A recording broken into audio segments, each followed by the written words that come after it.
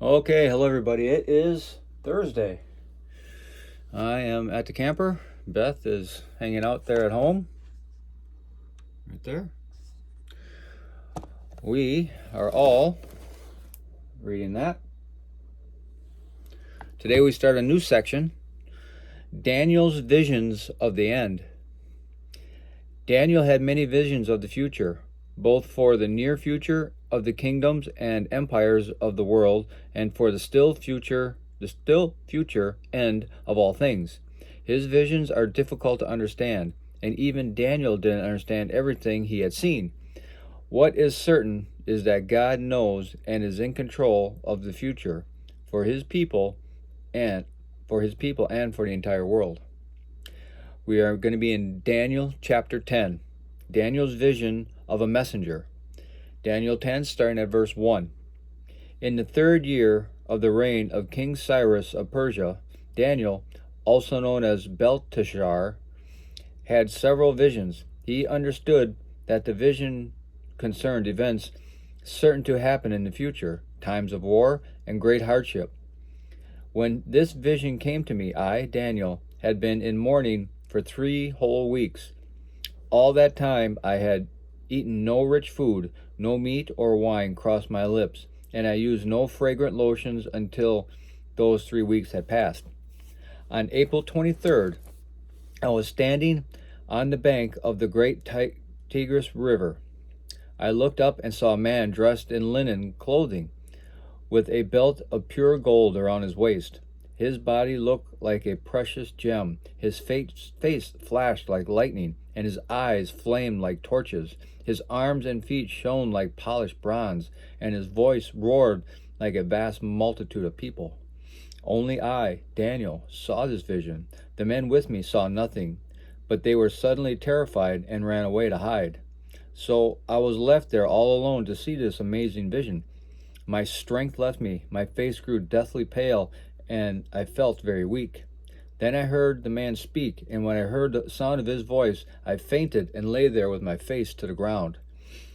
Just then a hand touched me and lifted me, still trembling to my hands and knees.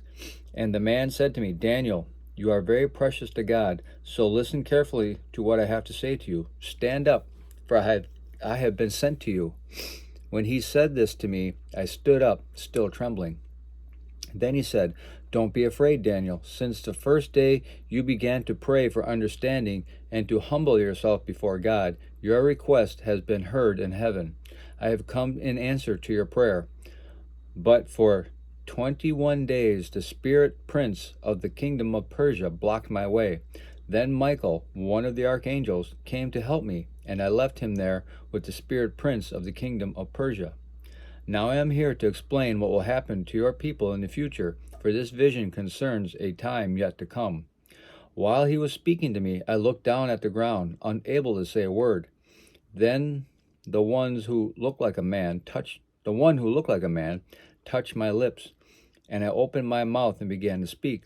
I said to the one standing in front of me, I am filled with anguish because of the vision I have seen, my Lord, and I am very weak. How can someone like me, your servant, talk to you, my Lord? My strength is gone, and I can hardly breathe. Then the one who looked like a man touched me again, and I felt my strength returning. Don't be afraid, he said, for you are very precious to God. Peace, be encouraged, be strong. As he spoke these words to me, I suddenly felt stronger and said to him, Please speak to me, my Lord, for you have strengthened me. He replied, Do you know why I have come? Soon I must return to fight against the spirit prince of the kingdom of Persia, and after that the spirit prince of the kingdom of Greece will come. Meanwhile, I will tell you what is written in the book of truth. No one helps me against these spirit princes except Michael, your spirit prince. I have been standing beside Michael to support and strengthen him since the 1st year of the reign of Darius the Mede. Okay, now the commentary. This is Daniel's final vision in 536 BC. In it, he was given further insight into the great spiritual battle between God's people and those who want to destroy them. There's also more detailed information on the future, specifically the struggles between Ptolemy, king of the south, and Seleucus, Cudes, I don't know, kings of the north. Prior to this vision, Cyrus allowed the Jews to return to Jerusalem, but Daniel stayed in Babylon. Why didn't Daniel return to Jerusalem? He may have been too old to make the long, hazardous journey. He was over 80 years old. His government duties could have prevented him, or God may have told him to stay behind to complete the work he was called to do. Daniel refrained from eating certain foods and using fragrant lotions because these were signs of feasting and rejoicing. The man Daniel saw was a heavenly being.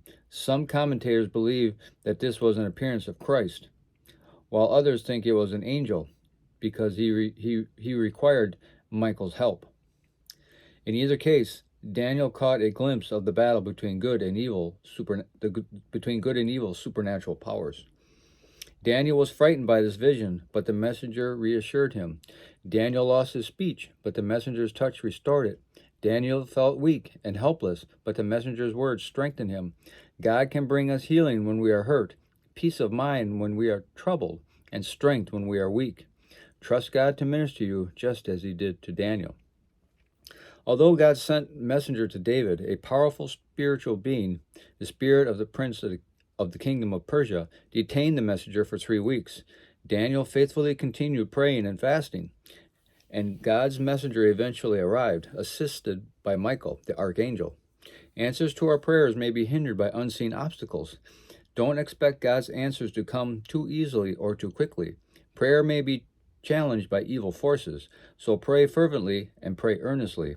Then expect God to answer at the right time. The heavenly warfare was to be directed against Persia and then Greece. Each of these nations was to have power over God's people. Both Persia and Greece were represented by evil spirit princes, or demons, but God is in control of the past, present, and future, and he has all events recorded in his book of truth. I think, just my own commentary, is to have an angel look you straight in the face and go, "You are very precious to God," and that would blow my mind away. I think, I mean, we know that from Christ, because Christ laid down his life for us, but still, people say it to each other, we're very precious, and that, but you're a heavenly being saying to you, in and of itself would, be encouraging, I guess. So anyway, hope everybody has a glorious day, and we'll talk to you later.